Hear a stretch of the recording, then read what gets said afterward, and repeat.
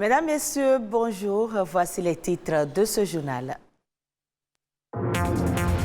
Le mois d'octobre est consacré au Bénin à la valorisation des produits locaux. On en est à la deuxième édition cette année. La mayonnaise prend-elle réellement? On en parle avec le directeur de la promotion du commerce intérieur. Vivre grâce à ses revenus sans être obligé de travailler pour un salaire, c'est le concept d'indépendance financière. De quoi retourne cette notion qui est de plus en plus en vogue? C'est à suivre. Et puis l'énergie éolienne est une solution durable au déficit énergétique. Le savez-vous, le vent est une source d'énergie renouvelable. Il existe des potentialités d'exploitation de cette électricité verte au Bénin. Merci de votre fidélité depuis l'année 2020. C'est devenu une norme. Le mois d'octobre est consacré à la valorisation des produits locaux. C'est une initiative du ministère de l'Industrie et du Commerce sur recommandation de l'UEMOA. En 2 ans d'appel à la consommation des produits made in Bénin, l'objectif est-il atteint? Quel bilan peut-on faire? Le directeur de la promotion du commerce intérieur a bien voulu répondre à ces questions. Suivez plutôt. Nous sommes à la deuxième édition. L'objectif visé est d'accroître la consommation des produits fabriqués au Bénin. Mais c'est un objectif à long terme. Ce ne sera pas tout de suite une évaluation pour dire nous avons accru.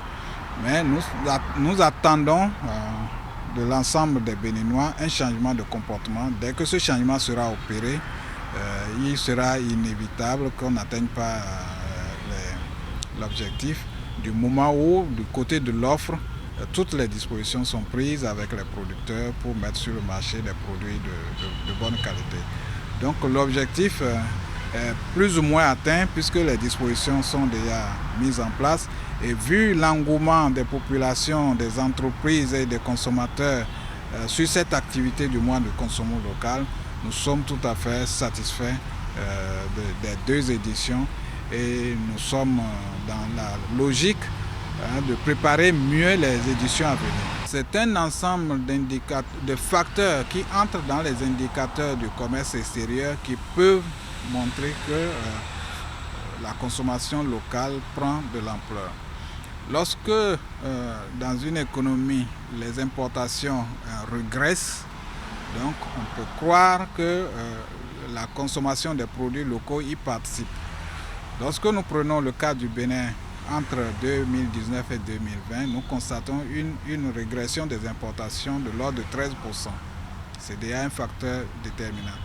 Lorsque nous regardons les exportations du pays dans l'UEMOA, nous constatons une progression de 7%. Donc nous avons pu placer nos produits que nous avons produits sur place dans les pays de l'UEMOA pour un pourcentage de 7% par rapport à 2019. L'indépendance financière, un concept en vogue chez les entrepreneurs et les aspirants à devenir riches. Elle se produit lorsque vous disposez d'une richesse personnelle suffisante pour maintenir vos habitudes de consommation actuelles tout au long de votre vie sans avoir besoin de gagner plus d'argent. Les détails dans ce reportage. Vivre grâce à ses revenus sans être obligé de travailler pour un salaire devient de plus en plus une priorité aujourd'hui. Ceci pour subvenir à ces 5 besoins fondamentaux que sont se nourrir, se loger, se vêtir, se soigner et s'instruire. Lorsque les parents finissent d'assurer notre formation, il faut que nous entrions dans la vie active pour ne pas être des quémandeurs, des parasites.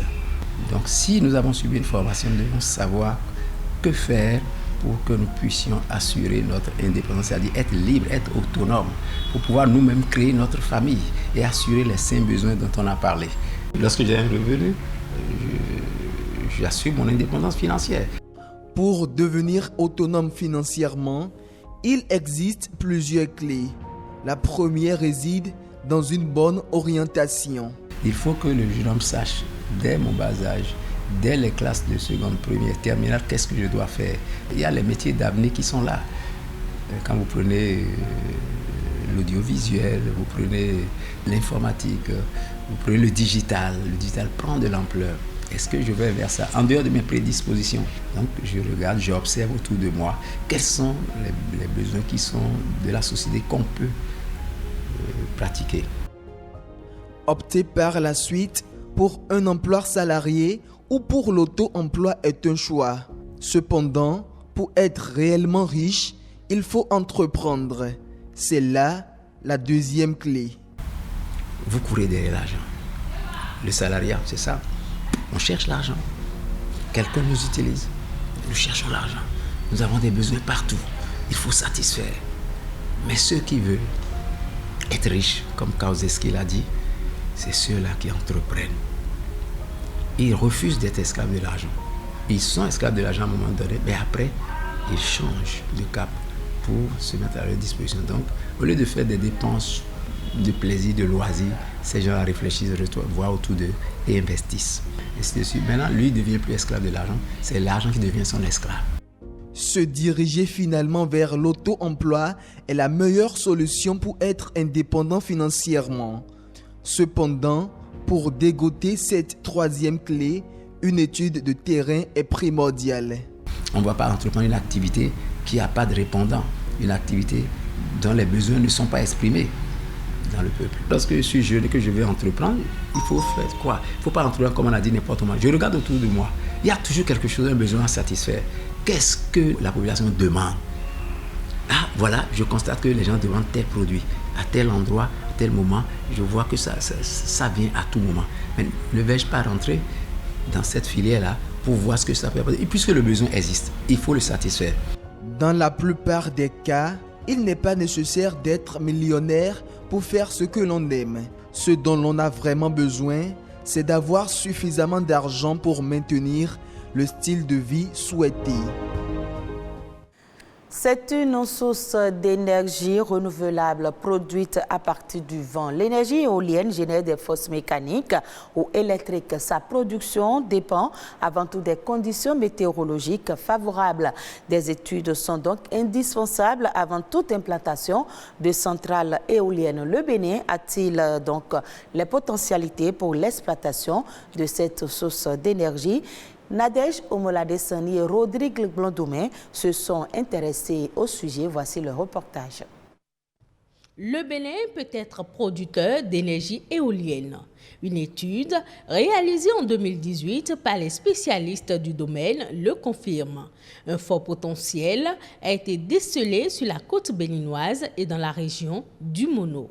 Petit aérogénérateur, nous avons une puissance qui varie entre 100 et jusqu'à 10 kW, c'est déjà une puissance suffisante pour à la fois alimenter une grande concession ou plusieurs grandes concessions ou même un village isolé. Donc à Cotonou, on peut le faire pour des ménages. On peut également le faire dans la zone du Mono, comme il y a le potentiel. Il y a des villages qui sont dans cette zone-là qui n'ont pas le courant et qui peuvent utiliser ces installations jusqu'à 50 kW. Des études plus approfondies pouvant aboutir à l'installation de centrales éoliennes dans notre pays ont aussi été concluantes. La mise en œuvre de ce projet qui va impliquer gouvernement, acteurs du domaine et autres partenaires techniques et financiers devrait être en cours de réalisation. La pandémie du coronavirus a bouleversé les prévisions. Tout ce qui avait été prévu et les échanges entre le monde externe et nous n'ont plus été fluides comme il se doit. Donc aujourd'hui, comme les choses sont en train de rentrer dans l'ordre, je pense qu'il y a même déjà des petites unités d'essais sur place, mais les relations qu'on avait tissées dans le cadre de cette étude pour pouvoir faire un peu des unités potentiellement qui peuvent être mutées pour aller à grande échelle, je pense qu'on va mettre tout ça en œuvre.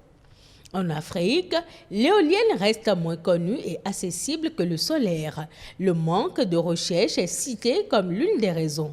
Conséquence, le solaire reste à ce jour moins coûteux à puissance égale installé par rapport à l'éolienne. On va installer par exemple une unité au Bénin, les matériaux de construction vont coûter un peu moins cher et finalement le coût de revient global de l'installation va coûter moins cher.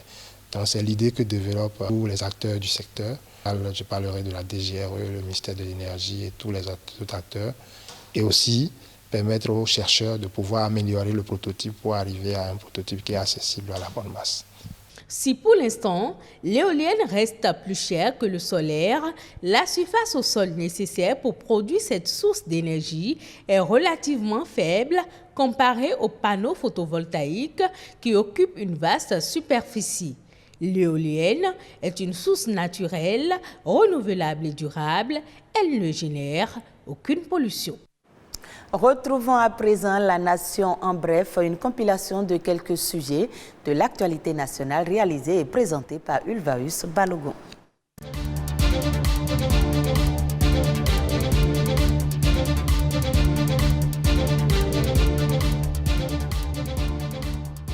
Le Bénin, en collaboration avec le musée du Quai Branly Jacques Chirac de Paris en France, organise du mardi 26 au dimanche 31 octobre 2021 une semaine événementielle qui va mettre à l'honneur les arts, la culture et les traditions béninoises. Cette semaine événementielle va permettre l'exposition pour la première fois à Paris des 26 œuvres des trésors royaux d'Abomey. À l'occasion, programmation de visites guidées, de spectacles et d'un cycle de cinéma. Au cours de la dite semaine, il sera aussi question d'échanges et de débats avec à la clé la tenue d'un colloque scientifique international et des discussions sur les projets muséographiques au Bénin.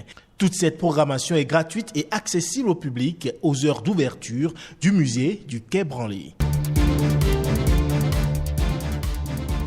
À compter de ce lundi 25 octobre, les inscriptions démarrent à l'université d'Abomey-Calavi. Dans un communiqué signé du nouveau recteur Félicien Avlessi, les étudiants et nouveaux bacheliers sont invités à se rendre sur les sites dédiés à l'opération pour se faire enregistrer. Les dites inscriptions pour le compte de l'année académique 2021-2022 se déroulent du 25 octobre au 31 janvier 2022.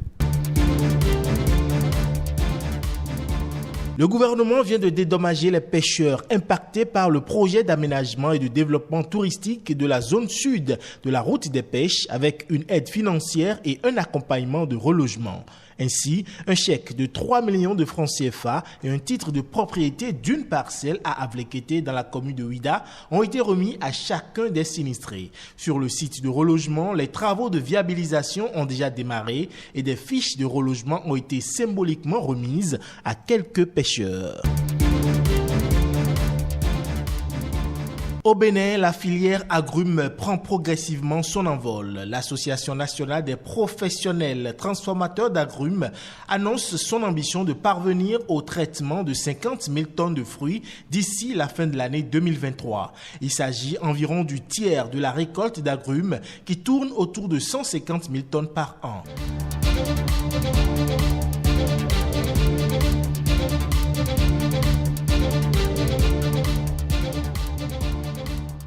Hors du Bénin, le Nigeria lance une version numérique de sa monnaie, le e-Naira. La nouvelle monnaie numérique du Nigeria doit permettre un paiement simple, gratuit et sûr sous contrôle de la Banque centrale. Celle-ci existera parallèlement aux espèces sans les remplacer. Le but est aussi de contrer l'influence des crypto-monnaies telles que le Bitcoin qui échappe totalement au contrôle des institutions étatiques ou des régulateurs mondiaux. Le Nigeria est actuellement le troisième utilisateur de monnaie virtuelle au monde après les États-Unis et la Russie.